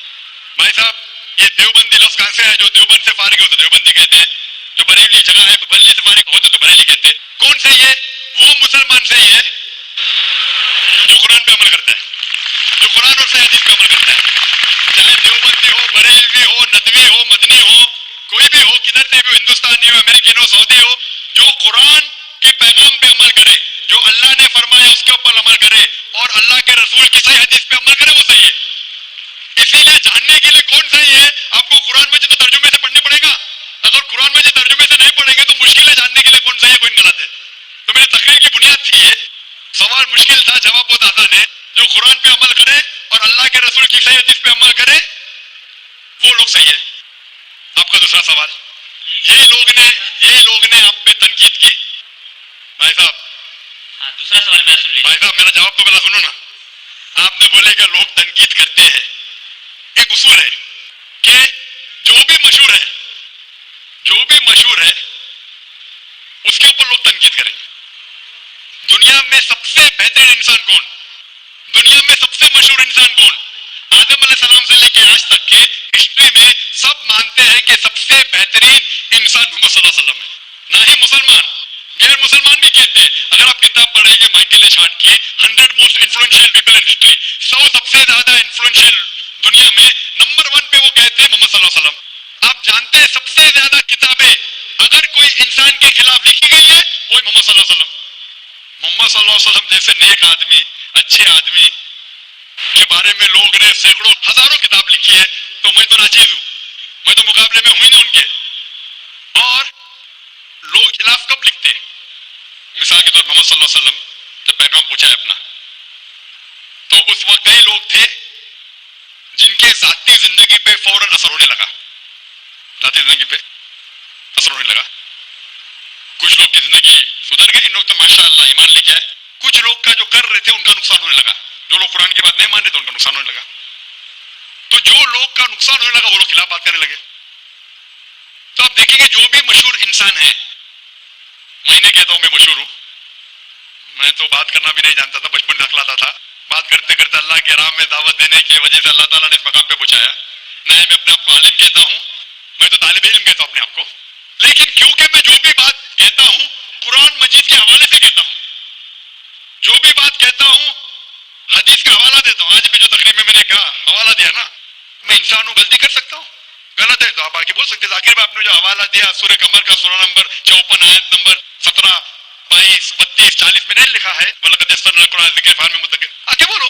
तो मैं इंसान हूं, गलती कर सकता हूं, अगर कुछ गलत कहता हूं इसीलिए सवाल जवाब का सेशन होता है। लेकिन जो लोग मुझे गलत साबित नहीं कर सकते तो ढूंढते हैं कुछ चीज को पकड़े जिसको तोड़ मरोड़ के पेश करे, लोग के सामने मेरे बारे में गलत फहमी पेश करे। मैं जानता हूं यहाँ के ऑर्गेनाइजर ने कहा कि एक वीडियो क्लिप लोग आम कर रहे थे, जिसमें क्या है कि जाकिर भाई कहते हैं कि मोहम्मद सल्लल्लाहु अलैहि वसल्लम से मांगना हराम है, मोहम्मद सल्लल्लाहु अलैहि वसल्लम को मानना हराम है। अभी मैं जब कुरान को छोड़ के वेद से साबित कर रहा हूं मोहम्मद सल्लल्लाहु अलैहि वसल्लम को मानना चाहिए, तो क्या ये शख्स कह सकता है कि मोहम्मद सल्लल्लाहु अलैहि वसल्लम को मानना हराम है? इसमें दो चीजें होती है। ये वीडियो क्लिपिंग की रिकॉर्डिंग कभी पिछली वीडियो आई नहीं, जब मैं तकरीर करता हूं बात करता हूं कोई भी रिकॉर्डिंग करते रहते। हो सकता है कि स्लिप ऑफ द टंग है, क्या कह सबकत लिसान, या हो सकता है किसी ने तोड़ मरोड़ के पेश किया है, और तोड़ मरोड़ के पेश करना बहुत आसान है। मिसाल के तौर पर मैं आपसे पूछूंगा मुसलमान से कि जॉर्ज बुश कैसे इंसान है, बोलेंगे जॉर्ज बुश अच्छे इंसान नहीं है। मैं नहीं को काट दूंगा, लगेगा जॉर्ज बुश अच्छे इंसान है। उसको खुद को मैं दिखाऊंगा, आपने कहा नहीं नहीं, हो सकता है सबकत लिसान है, हो सकता है स्लिप ऑफ द टंग, वो स्लिप ऑफ द टंग नहीं है। उसने कहा कि अच्छे इंसान नहीं है, नहीं को काटा जोड़ दिया अच्छे इंसान है। तो समझ रहे, बहुत आसान है, मीडिया टेक्नोलॉजी। तो इस तरीके से कई क्लिपिंग फ्लोट हो रहे मार्केट के अंदर कि जाकिर भाई बिन लादेन का साथ दे रहे। अरे कब साथ दिया? आप यूट्यूब पे जाएंगे तो आपको क्लिपिंग मिलेगी, जाकिर मस्जिद से जूते चोरी कर रहा है, जाकिर मस्जिद से जूते चोरी कर रहा है। अभी कोई आदमी सूट पहन के, मेरे अभी शेरवानी पहना माशाल्लाह, सूट पहन के एक्टिंग करके।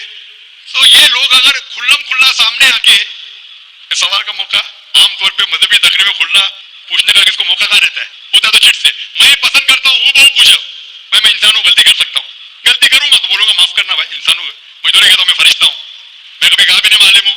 अगर मेरे तकरीर में कुछ गलती है तो आगे बोल सकते जाकिर भाई आप जो कुरान का हवाला दिया गलत है, ऐसे माने नहीं। अगर सही होगा तो मैं कहूंगा भाई सही, आपको गलत फहमी है। अगर मैं गलत भी हूं तो बोलूंगा गलती है, माफी जाऊंगा। लेकिन ये वीडियो क्लिपिंग तोड़ मरोड़ करके पेश करना, उसी तरीके से मोहम्मद सल्लल्लाहु अलैहि वसल्लम के खिलाफ हजारों किताबें हैं उनके खिलाफ। तो मैं कोशिश कर रहा हूं कि अल्लाह सुब्हान तआला का पैगाम पेश करूं, लोगों को कुरान के करीब लेके आऊं, सही हदीस के करीब लेके आऊं। जो लोग चाहते हैं कि इंसान कुरान के करीब ना आए, सही हदीस के करीब नहीं आए, तो वो लोग ऐसे हरकत कर रहे हैं। इसीलिए माशाअल्लाह क्या हो रहा है कि लोग मेरी तकरीर सुन के अल्हम्दुलिल्लाह इस नाचीज के जरिए हजारों लोग, लाखों लोग कुरान मजीद के करीब आ रहे हैं। वो लोग जिनको पसंद नहीं है कि मुसलमान कुरान के और करीब आए, सही हदीस के करीब आए, वो लोग को परेशानी हो रही है और वो लोग तोड़ मरोड़ के पेश कर रहे हैं मीडिया में। अभी कोई भी इंसान जो जरा भी बुद्धि रखता है, जब मैं कुरान और हदीस के अलावा बाइबल के जरिए साबित करता हूं कि मोहम्मद सल्लल्लाहु अलैहि वसल्लम में मानना चाहिए, वेद के जरिए साबित करता हूं, क्या वो इंसान बोल सकता है कि मोहम्मद सल्लल्लाहु अलैहि वसल्लम को मानना हराम है? अभी आगे में क्या मोहम्मद सल्लल्लाहु अलैहि वसल्लम को मानना हराम है, अभी लेगी तो जाकिर भाई ने कहा मोहम्मद सल्लल्लाहु अलैहि वसल्लम को मानना हराम है। अभी क्या करेंगे? ये मेरा लफ्ज है ना, सिर्फ ये पेश करेंगे। मिसाल के तौर पे कुरान में लिखा हुआ है कि नमाज मत पढ़ो। कुरान की आयत है, कुरान की आयत है सूरह निसा में, सूरह नंबर 4 आयत नंबर 43 में कि नमाज मत पढ़ो। पूरी आयत है नमाज मत पढ़ो नशे की हालत में, नमाज मत पढ़ो नशे की हालत में। तो उस तरीके से अगर मैं जवाब दे रहा हूं, अभी ये क्लिपिंग लेंगे, देखो जाकिर ने कहा कि मोहम्मद सल्लल्लाहु अलैहि वसल्लम में मानना हराम है। क्या कॉन्टेक्स्ट में? अगर मैं आपके सवाल का जवाब दे रहा हूं और आपके सवाल को दोहराता हूं कि मोहम्मद सल्लल्लाहु अलैहि वसल्लम को मानना हराम है, दोहराता हूं, तो वो लेके बताएंगे देखो जाकिर ने कहा कि मोहम्मद सल्लल्लाहु अलैहि वसल्लम को मानना हराम है। तो ऐसी चीजें करना बहुत आसान है। मेरा मकसद है कि लोगों को अल्लाह के करीब लेके आए, अल्लाह के रसूल के पैगाम के करीब लेके आए और लोगों को अल्हम्दुलिल्लाह सही रास्ते पे लेके आए ताकि वो निजात पाएंगे दुनिया और आखिरत में। Hope that answers the question. Madam और कोई सवाल है आपका? जी दूसरा सवाल है मेरा। तीसरा नहीं दूसरा। तीसरा भाई साहब। ठीक है। ये तीसरा सवाल है कि बरेली समाज के लोग सुबह सवेरे के टाइम में या नबी सलाम का पढ़ते हैं और असर के वक्त, जबकि देवबंदी समाज में ऐसा नहीं होता, वो लोग इस्लाम का प्रचार करते हैं, वो लोग ये या नबी सलाम का नहीं करते हैं। कारण? भाई साहब का सवाल है कि कुछ लोग या नबी सलाम अलैकुम कहते हैं, कुछ लोग नहीं कहते हैं, क्या कारण है? जैसा मैंने कहा भाई साहब, आपके सारे सवाल का एक जवाब दे दो, आसान जवाब, कि जो कुरान से मिलता है वो सही है, जो कुरान से टकराता है वो गलत है। तो जो भी अगर आपको सवाल पूछे, भाई साहब पूछो भाई कुरान का कौन सा हवाला है? आपका सवाल है कुरान की कौन सी आयत में कहा गया है या हदीस का कौन सा हवाला है? आसान। आपको एक मास्टर की देता, मास्टर की समझे भाई साहब, मास्टर की, सारे ताले को खोलने वाली चाबी मास्टर की। कोई भी कुछ बोले, कुल हाथू बना लकुम इनको तुम सादिकीन, कुरान की आयत है। आप अपना सबूत पेश करो अगर आप सच्चे हो। तो अगर कोई भी मुसलमान कुछ कहे तो बोलो सबूत क्या है? कुरान से पेश करो, कुरान से तो सही हदीस से पेश करो, हदीस सही है कहते हैं कि करो, अगर सही हदीस से मिलता है, कुरान से मिलता है तो सही है। तो कोई भी कुछ भी सवाल करे उनसे पूछो, कुल हाथू बुरानकुम, आप अपना सबूत पेश करो, बुरान पेश करो अगर आप सच्चे। भाई साहब मैं आपसे सवाल पूछना चाहता हूँ, आपने इतने सवाल पूछे मुझे, हाँ आपने क्या इस्लाम का मुताला किया है? नहीं किया। आप इतने सवाल इस्लाम के बारे में क्यों पूछ रहे? जी बगल में मुस्लिम का दुकान है तो जानकारी मिलता रहता है। हाँ तो मुस्लिम की दुकान बगल में है, बगल के मुस्लिम ने आपको भेजा है पूछने के लिए? नहीं गलत बात है। गलत बात है, आप खुद पूछना चाहते हैं। तो भाई साहब आप इतनी तहकीक कर रहे बरेलवी देवबंदी, भाई साहब आप कुरान को तर्जुमे से क्यों नहीं पढ़ते? वो बात नहीं, आज बहस चल रहा था दो ही गुट में। बिल्कुल सही। तो मैं चुपचाप सुन रहा था। हाँ तो अभी और मैंने सोचा आपसे आगे क्वेश्चन पूछूंगा, तो जवाब मिल गया आपको ना कि कुरान मजीद सबसे बेहतरीन किताब है जानने के लिए क्या हक है क्या गलत है, समझे आप ना? तो मेरी दरख्वास्त है आपसे भाई साहब कि आप कुरान मजीद का तर्जुमा पढ़िए, आपको डायरेक्ट सही चीज मिलेगी। ना बगल वाले से पूछिए, ना अपने बगल के मुसलमान से पूछिए, डायरेक्ट कुरान मजीद का तर्जुमा पढ़िए। हिंदी जानते हिंदी में पढ़िए, जो जबान जानते बंगाली जानते बंगाली में पढ़िए, उसके ऊपर अमल करो, आपको इस दुनिया और आखिरत में फायदा होगा। हजरात, सबसे पहले मैं आपको आदाब अर्ज करना चाहूंगा और किशनगंज की धरती पे आप जो पधारे हैं, तशरीफ लाए हैं, इसके लिए मैं आपको तहे दिल से धन्यवाद देना चाहता हूं। मेरा नाम जितेंद्र है और मैं पीस टीवी बराबर देखता हूं और बराबर आपकी तकरीर मैंने सुनी है, लेकिन सवाल करने का आज मौका मुझे मिला है। मुझे तो यूं लग रहा था कि इन सवालों के जलजले में मैं कहीं अपना असली सवाल ना भूल जाऊं, मगर खुदा का शुक्र है मुझे अपना सवाल याद है और बखूबी याद है। मैं आपसे गुजारिश करूंगा, आपने अभी कई बातों में हिंदू और मुसलमान को एक करने की कोशिश की, मैं इसे बहुत अच्छी बात कहूंगा, बहुत आपने, मैं सराहूंगा इस बात को। लेकिन मेरा एक सवाल है, जैनी सवाल है ये कि हमारे, मैं जैन हूं वैसे, broadly we are Hindu, so there is a question कि हम हिंदुओं में किसी को परेशान करना या किसी की हत्या करना मने गलत कहा गया है, ये मजहब इसकी इजाजत नहीं देता। और जहां तक इस्लाम से मेरा ताल्लुक है और इस्लाम की मुझे जो तालीम और जानकारी है, उनके अनुसार बेगुनाहों का कत्ल इस्लाम में भी वर्जित है।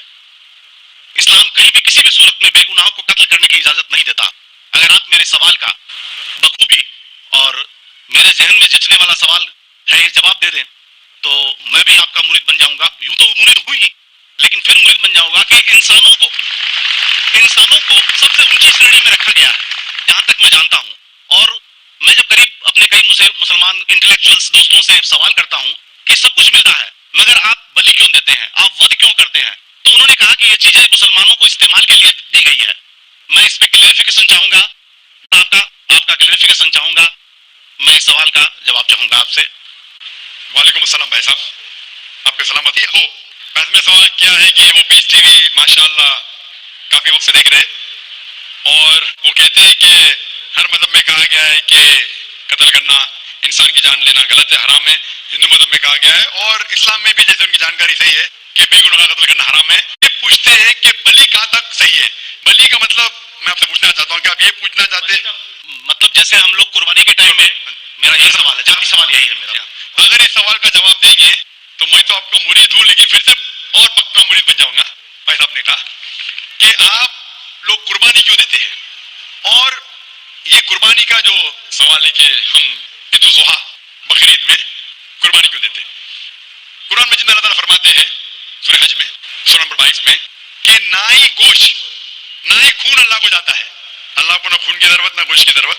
ये कुर्बानी के वक्त अल्लाह को खून नहीं जाता ना गोश्त जाता है, लेकिन तकवा, आपकी पार्टी, आपकी परहेजगारी अल्लाह को पसंद है।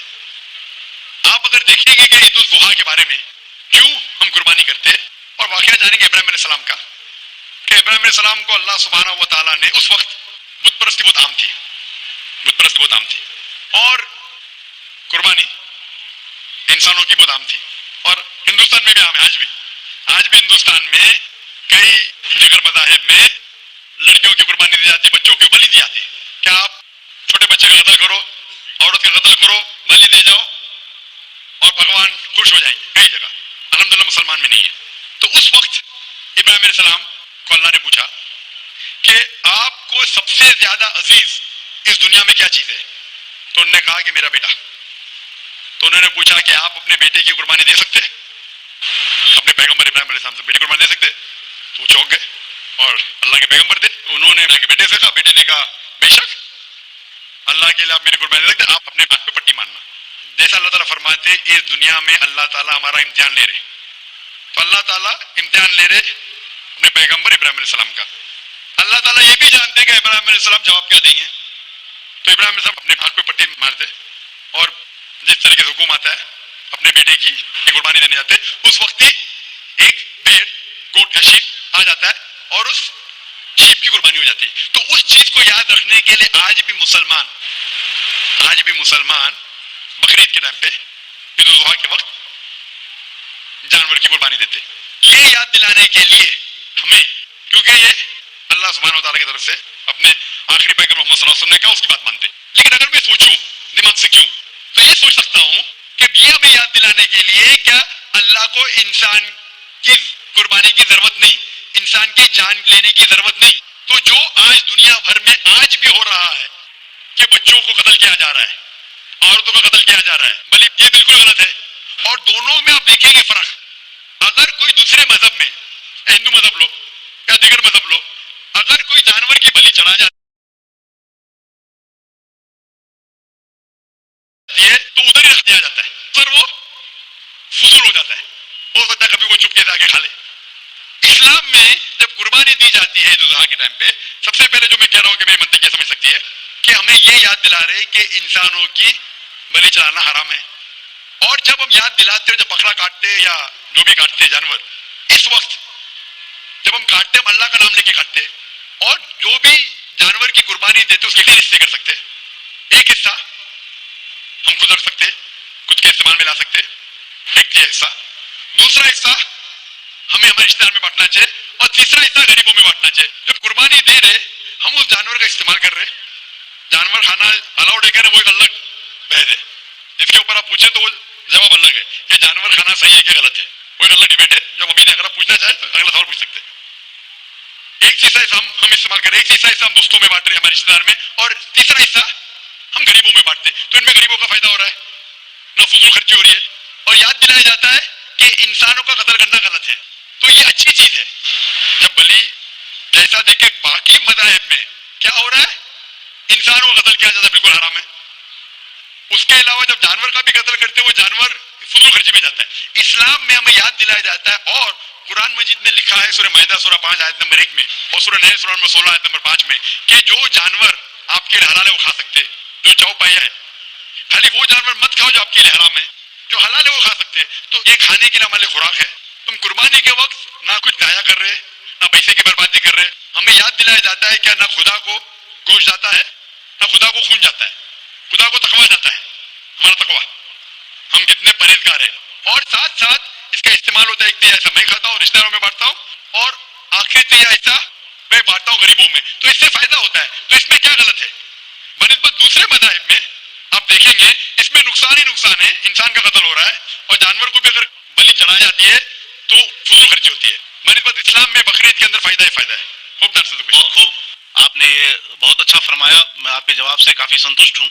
और जाते जाते एक आखिरी सवाल करना चाहूंगा कि अहिंसा को इस्लाम किस नजरिए से देखता है? अहिंसा को इस्लाम किस नजरिए से देखता है? मैं सबका आखिरी सवाल है कि अहिंसा को इस्लाम किस नजरिए से देखता है? आमतौर पे हिंसा हराम है। इस्लाम आता है लफ्ज सलाम से, इसके मानी है सलामती, अमन, शांति। इस्लाम के मानी है कि शांति हासिल करना, अपनी ख्वाहिश, अल्लाह का जो पैगाम है उसके मुताबिक अपनी जिंदगी बसर करना और अमन हासिल करना, उसे कहते हैं इस्लाम।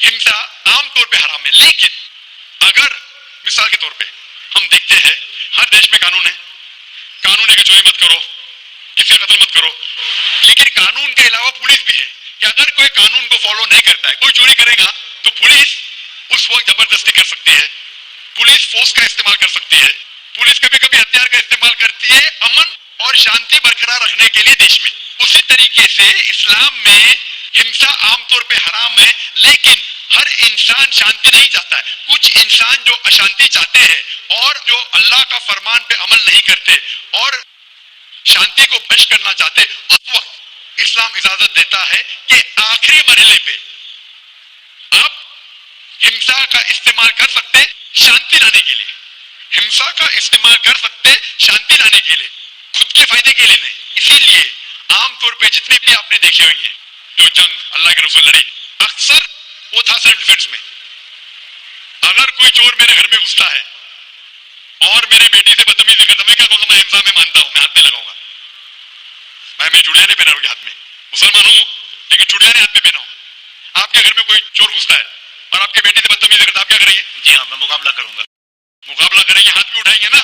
इस तरीके से हिंसा का इस्तेमाल आखिरी मरहले पे, अगर दूसरा कोई चारा नहीं है तो इस्तेमाल किया जा सकता है हक के लिए, ना के लिए नहीं। दूसरे को तकलीफ पहुंचाने के लिए गलत है, दूसरे का मार हड़प करने के लिए हराम है, लेकिन खुद के बचाव के लिए या अमन हासिल करने के लिए हिंसा का इस्तेमाल किया जा सकता है। लेकिन असल में इस्लाम आता है लफ्ज सलाम से, जिसकी मानी है सलामती, अमन, ताकि दुनिया में सलामती पहुंचे। बहुत खूब, बहुत अच्छा लगा आपको सुन के। फिर एक बार मैं तहे दिल से आपका शुक्रिया अदा करना चाहूंगा कि आप खुदा हाफिज। एक खुदा में मानते? मैं एकदम एक खुदा को नहीं, मैं अपने अंदर में बैठे ब्रह्म को मानता हूँ। मेरी अपनी अलग सोच है, मैं किसी मंदिर में नहीं जाता हूँ, ये बात नहीं है, जाता हूँ, लेकिन मेरी अपने अंदर की आवाज है कि इंसानों की खिदमत करो, इंसानों की इज्जत करो और भटके हुए को राह दिखाओ। मेरा भी यही है। और मैं किसी इंसान में, हिंदू हो चाहे मुसलमान, मैं इस खुले मन से आगाज करता हूँ, मैं किसी से भी भेदभाव ना आज तक किया है, न कभी जिंदगी में करूंगा। मेरे लिए इंसान जो पैदा किया है वो ऊपर वाले ने, वो सभी एक है। और आपने फरमाया कि इंसान की खिदमत करना चाहिए, इंसान की मदद करना चाहिए, लेकिन मैं ये पूछना चाहता हूँ कि आप एक खुदा में मानते हैं? आपने कहा, मैं ये पूछना चाहता हूँ, आपने तकरीर सुनी मेरी पीस टीवी पे, आप मानते हैं कि मोहम्मद सल्लल्लाहु अलैहि वसल्लम आखिरी पैगंबर है? नहीं, मैं इस बहस में नहीं पढ़ना चाहता, मैं इस बहस में नहीं पढ़ना चाहता, लेकिन मैं इतना जानता हूं कि हमारा खुदा एक है और एक ही ताकत है जो पूरे सभी संसार को, पूरे यूनिवर्स को, पूरे बात तो बहुत कहने की है, लेकिन ये समय और वक्त का तकाजा है। बिल्कुल, समय का तकाजा होने की वजह से मैं आखिरी चीज कहूंगा आपसे भाई साहब कि आपने पीस टीवी पे इतने तकरीर सुने, आप कहते हैं कि भगवान है, कि मैं उसमें मानता हूँ, लेकिन यही भगवान ने चाहे बाइबल में हो, चाहे वेद में हो, चाहे कुरान में हो, सारी धार्मिक किताबों में कहा गया है कि आखिरी आने वाले पैगंबर मोहम्मद सल्लल्लाहु अलैहि वसल्लम में, और उसमें मानना चाहिए। तो मेरी आपसे ये दरखास्त है कि आप इतने अच्छे इंसान है माशाल्लाह, एक आखिरी मेरी ख्वाहिश है कि आप इंशाल्लाह इस पे तहकीक करो, और ये जब आप एक भगवान में मानते हैं, दूसरे इंसानों को तकलीफ नहीं देना चाहते, तो भगवान ये भी कहते हैं कि आखिरी पैगंबर कौन है, उस पर तहकीक करो, इंशाल्लाह आप मुकम्मल अच्छे इंसान बनेंगे।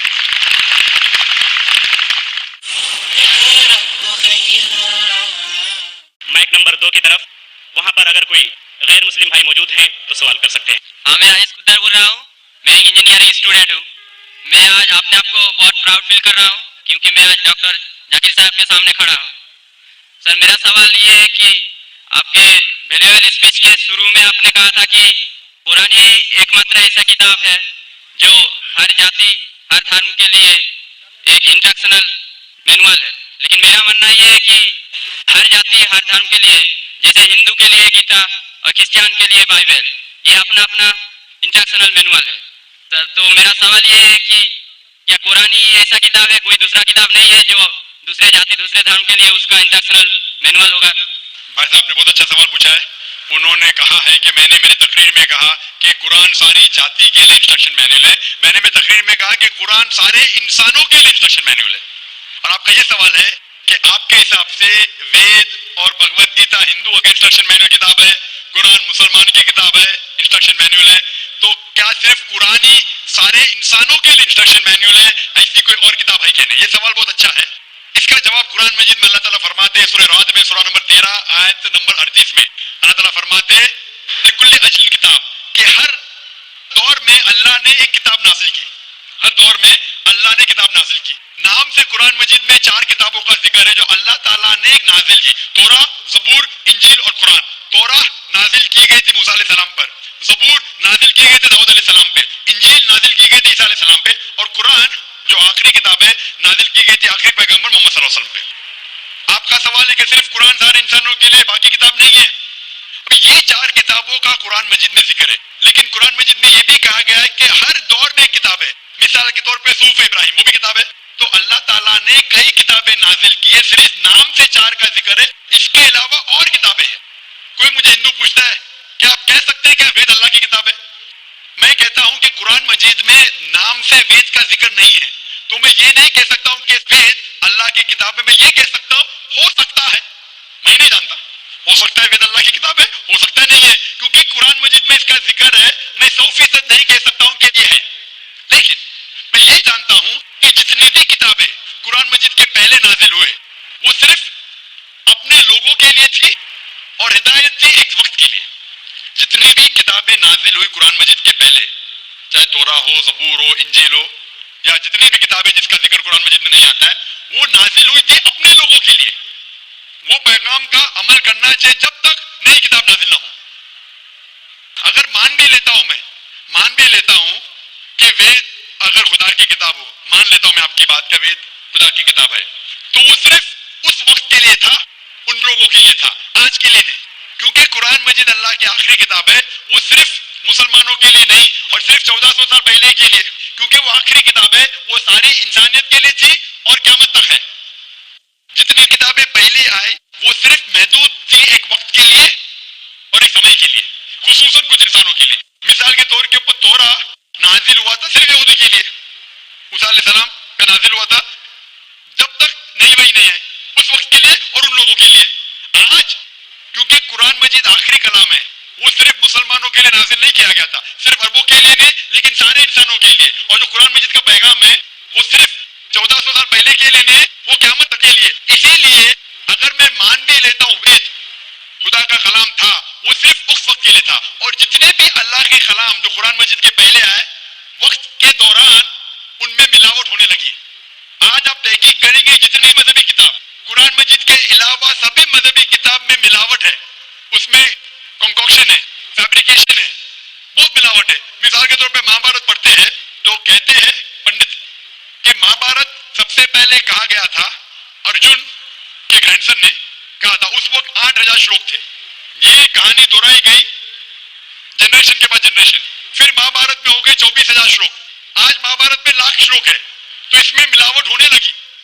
आज आप देखेंगे महाभारत टेलीविजन पर, उसके अंदर बैकग्राउंड में मारुति कार भी जा रही है, ये और एक मिलावट है, मारुति कार महाभारत में।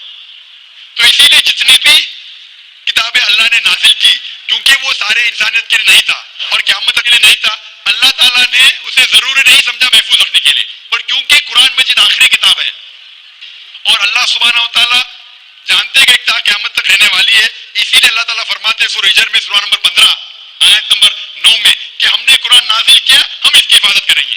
तो इसीलिए ये कहना कि बाकी किताब, तो आज कुरान मजीद सिर्फ मुसलमानों के लिए नहीं, सारे इंसानों के लिए, चाहे आप हिंदुस्तान में रह रहे हो, चाहे पाकिस्तान में जी रहे हो, चाहे सऊदी अरेबिया में, चाहे अमेरिका में, चाहे यूके में, चाहे आप हिंदू मजहबी खानदान में पैदा हो या ईसाई खानदान में पैदा हो या मुसलमान खानदान में पैदा हो, आज सारे इंसानों को अल्लाह के आखिरी पैगाम कुरान मजीद पढ़ना चाहिए, उस पर अमल करना चाहिए, उसकी बात मानना चाहिए। इसीलिए मैं कहता हूं कुरान मजीद सारे इंसानों के लिए। ये चीज मैं वेद के बारे में नहीं कह सकता हूं, क्योंकि अगर आप तहकीक करते हैं वेद में भी मिलावट है। अगर आप साइंस के जरिए तहकीक करने लगेंगे कुरान मजीद को छोड़ के बाकी सारी किताबों में आपको गलती मिलेंगी। तो ये गलती मैं अल्लाह को मंसूब नहीं कर सकता हूं। मैं नहीं कह सकता हूं ये गलती भगवान ने की, ईश्वर ने की, अल्लाह ने की, क्योंकि ये जितनी किताबें कुरान मजीद के पहले आए वो सिर्फ महदूद थी कुछ लोगों के लिए और महदूद थी वक्त के लिए। अल्लाह ने, भगवान ने, ईश्वर ने इसे महफूज रखने की जरूरत नहीं समझी।